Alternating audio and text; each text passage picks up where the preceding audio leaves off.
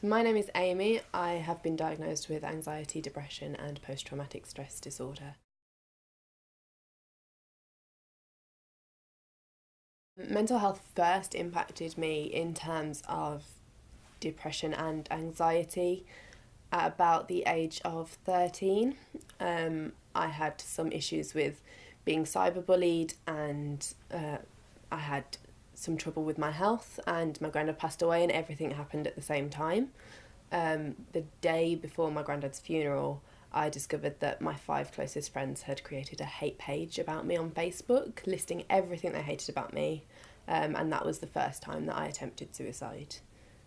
Luckily, obviously it didn't work, but that was kind of the first time I realised that I wasn't mentally in a good place. Since then I'd developed anxiety, social anxiety, so anytime I went to a party I'd have a panic attack because I'd be really conscious of people don't like me, people are talking about me, what's going wrong, what's happening, you know, and it was a really stressful time and I couldn't go out and enjoy myself like my friends were enjoying themselves because I was so paranoid that people were talking about me behind my back.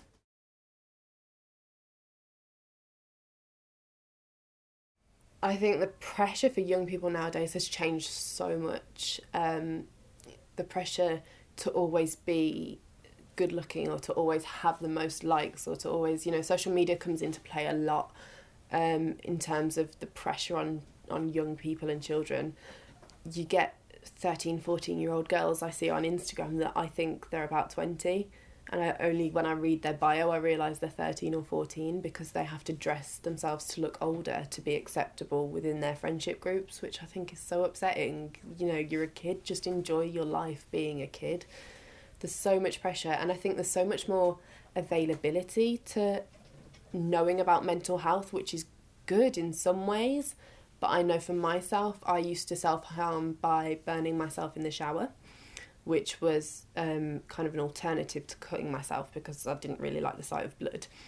But I would never have thought of that myself. That was something that I found on the internet from somebody else saying it. And I'm conscious now that I might have given somebody else an idea to do something, which I'm really nervous about, which is why I didn't initially mention it. But I think there is just so much more availability to ideas of this worked for somebody, so it might work for me.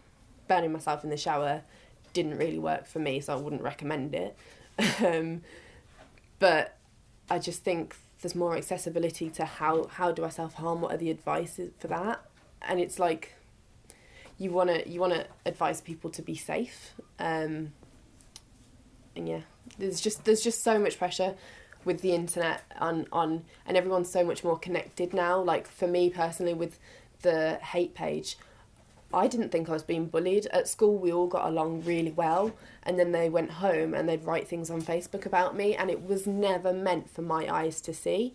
It was their little page for them to vent on, so that they could then be nice to my face. So in some ways they were kind of trying to do me a kindness, but when I saw it, obviously hit home a lot, and I could sit there rereading that for hours without them knowing that I was seeing it.